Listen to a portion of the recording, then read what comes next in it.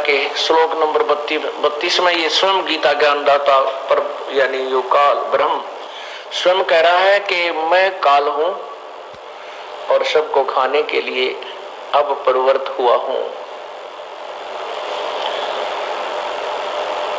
तो ये काल हमें यहां रोके हुए है। इस काल के जाल से हमने निकलना है, तब हम पूर्ण सुखी होंगे। अपने भगवान के घर चले जाएंगे, अपने पिता के पास जाएंगे। वहां जाने के बाद हम ना कभी मरेंगे, ना कोई कष्ट होगा, ना कोई टेंशन रहेगी, ना कोई हारी बीमारी रहेगी, और वहां कोई राग द्वेष नहीं है, आपस में झगड़ा नहीं है।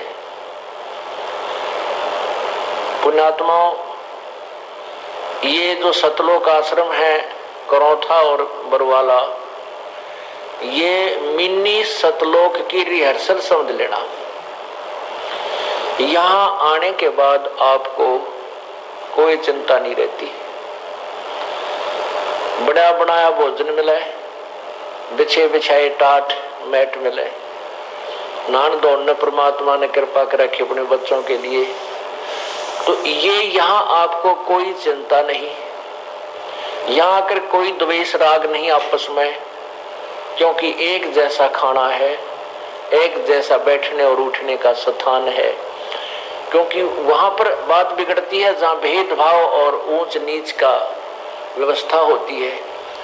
इसी प्रकार जब हम सतलोक चले जाएंगे, वहां परमात्मा के बड़े भंडारे हैं।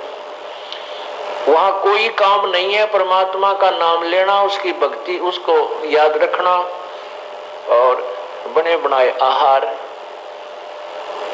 और खा के अपना चादर तान के सो जाना।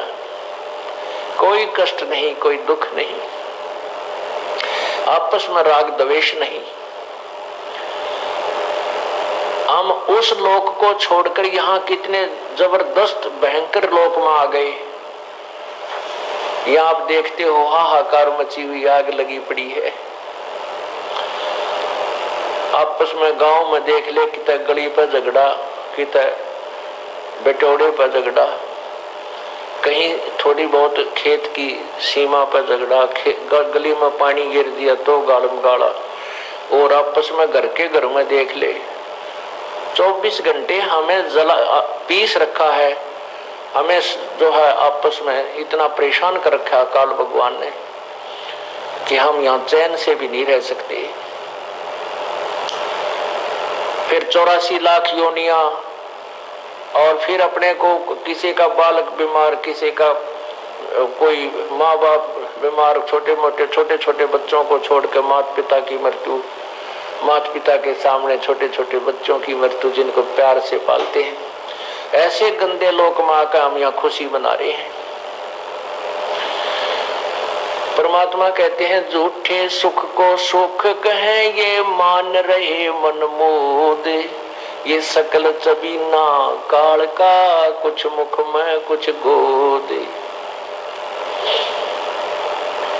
ये सभी काल आहार है। हम इस झूठे सुख को सुख मान करके इसमें आनंदित रहते हैं। आनंद नाम की चीज गति नहीं यहाँ पर। ना जाने कितनी समस्याएं इस जीव के साथ लगी रहती है, और ये इतना आदी बन गया, इन समस्याओं को खींचने का कांधा आ गया इसके। अब ये इतना अभ्यस्त हो गया कि इन कष्टों को कष्ट ना मान करके इनको खींचना ही, इनको इनमें लटपट रहना ही अपना कर्म मान लिया। परमात्मा कहते हैं मैं रोवत हूँ सृष्टि को, ये सृष्टि रोवे मोहे, गरीबदास इस योग को समझ ना सकता कोई। मैं तो अपने बच्चों को रोता फिरता हूँ, कहता हूँ तुम मेरी भक्ति कर लो, मेरे ज्ञान को स्वीकार कर लो, तुम सतलोक चलो मेरे बच्चों। और ये ढूंढते फिरते हैं वो सुखदाई भगवान हमें सुख दे, हमारे कष्ट निवारण करे, उस परमात्मा को हम ढूंढते फिरते हैं। वो भगवान खुद कहता है कि मैं रोवत हूँ सृष्टि को, और सृष्टि रोवे मोहे, मैं इनको रो रहा हूं कि मैं हूं तुम्हारा भगवान, मैं तुम्हारा परम पिता, तुम मेरे बच्चे हो। और ये कहते हैं काल के गलत ज्ञान को ग्रहण करके कहते हैं नहीं तो कबीर भगवान नहीं हो सकता, ये तो जुलाहा था, ये तो नीरू नीमा को मिला था, पता नहीं इसके माँ बाप भी कौन थे, कोई ऐसे ही डाल गया। इस तरह की बकवाद गढ़ने लग जाते हैं। इस काल ने ऐसा जुल्म करवा रखा है, जबकि परमात्मा के कोई माता पिता नहीं थे, वो तो स्वयं लीला करने के लिए प्रकट हुए थे कमल के फूल पर। तो परमात्मा कहते हैं मैं रो रहा हूं तुमको और तुम मुझे ढूंढ रहे हो। गरीब दास इस वियोग को समझ न सकता कोई, हमारे इस वियोग को, हम जब से आपस में बिछड़े हैं इसको तुम नहीं समझ पा रहे।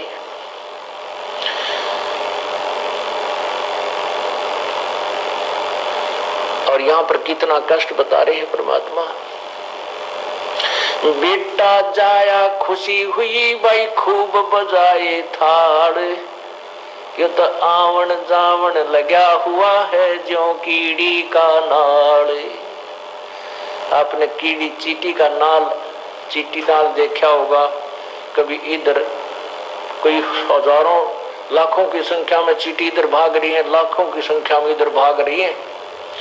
ऐसे ही लाखों की संख्या में ये प्राणी मृत्यु को प्राप्त होकर ऊपर को जा रहे हैं, लाखों की संख्या में वापस मां के गर्भ में आ रहे हैं। कहते हैं बेटा जाया खुशी हुई भाई खूब बजाए थाल, ये तो आवन जावन लगा हुआ है ज्यों कीड़ी का नाल। कहते क्या की खुशी मना रहे हो, या तो आना जाना, छोटे छोटे बच्चे मर जाते हैं और बच्चे ना तो बूढ़े होकर मर जाते हैं तो भी तो जाना ही है।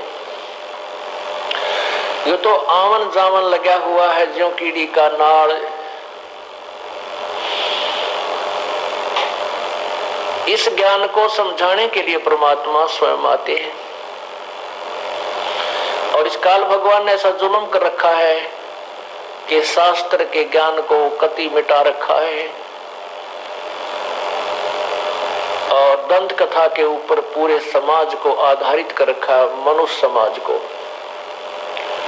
अब ये भोड़ी आत्मा जब दुखी होती है परमात्मा की तरफ चलती है, परमात्मा तक नहीं पहुंचने देते। ये नकली ठग, नकली दुकान खोले हुए लाखों करोड़ों की संख्या में ये तत्वदर्शी संत तक नहीं जाने देते। इनको पहले ही गुमराह करके और नरक की टिकट बना देते हैं, नरक का पासपोर्ट बढ़ा देते हैं इनका। तब परमात्मा आते हैं और बहुत संघर्ष करके इस काल के जाल को तोड़ते हैं, समझाते हैं।